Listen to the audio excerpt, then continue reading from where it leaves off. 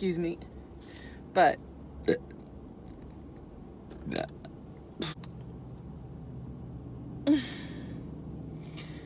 there's a little baby in my uterus. You probably are like, duh, I know, but that's a big deal for someone who's been experiencing pelvic pain and with a positive pregnancy test. So I'm just relieved. Show me the heartbeat, 161 beats per minute, I think that is, and she gave me little pictures. So hi, my name is Sherrie, Yvette, or Mrs. Wilkins, as some people like to call me.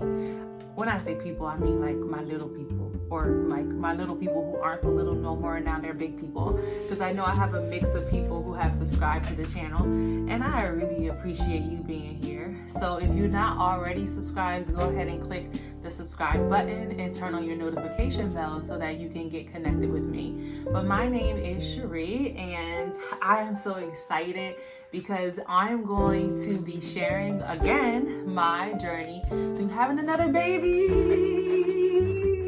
I'm so excited.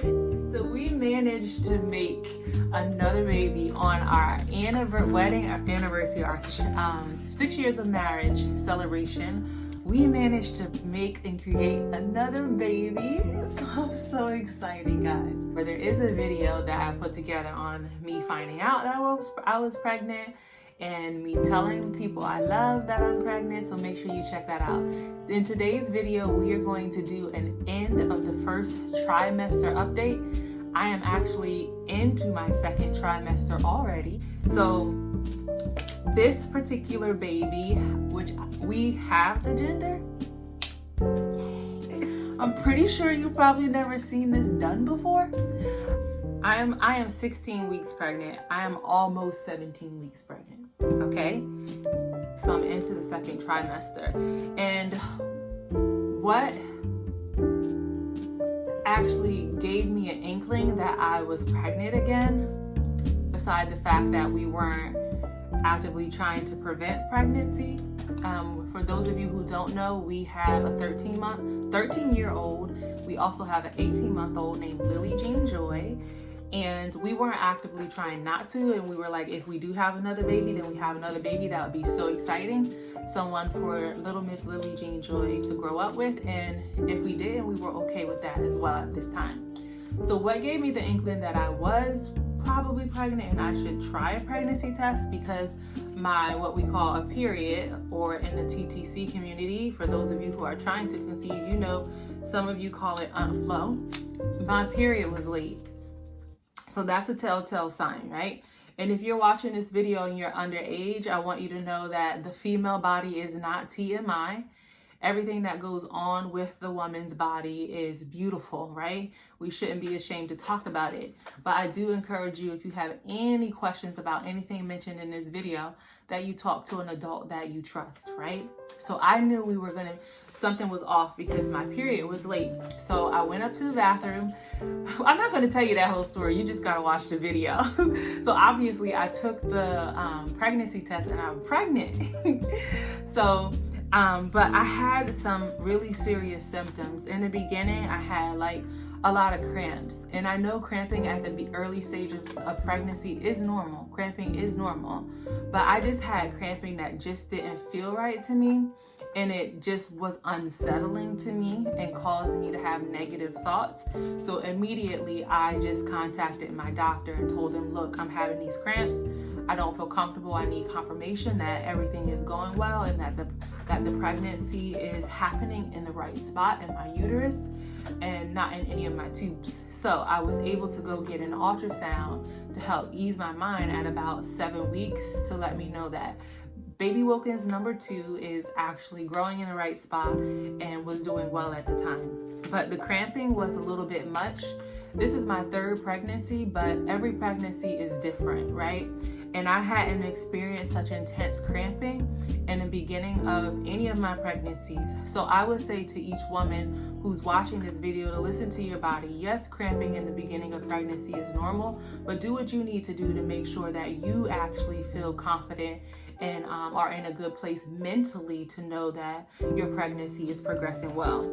I also felt really nauseous. Like as soon after I took that pregnancy test, like maybe a week or so after, like it hit me like a ton of bricks. Like I was nauseous like crazy. Never really like throwing up, maybe other than like once or twice, but just feeling extremely nauseous and tired. Like I legitimately was like tired, like literally sleeping. So the first trimester was kind of rough for me with regards to that because I didn't feel good. It was incredibly difficult because I was nauseous all the time, regardless of if I ate or if I didn't eat, or what I did eat, or it was just nothing that would be soothing for that. Even taking B6 didn't really help.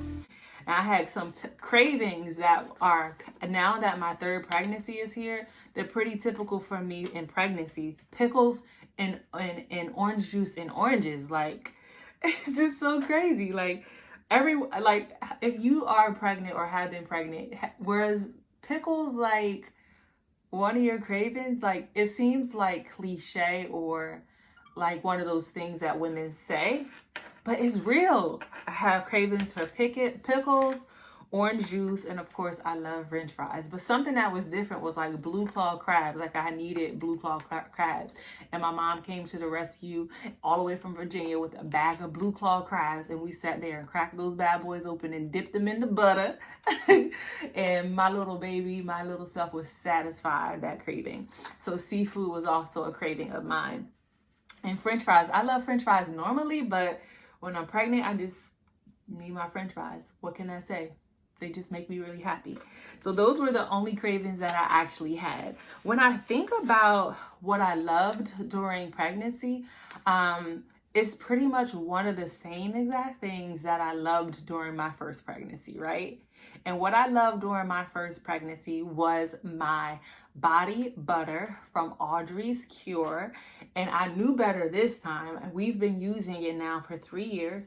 It's the only thing we use on our skin. In fact, even for baby, is what I've always used on her skin. No Johnson & Johnson, no baby products, just Audrey's Cure for her skin, for my skin, and for the belly. You know how your belly is growing?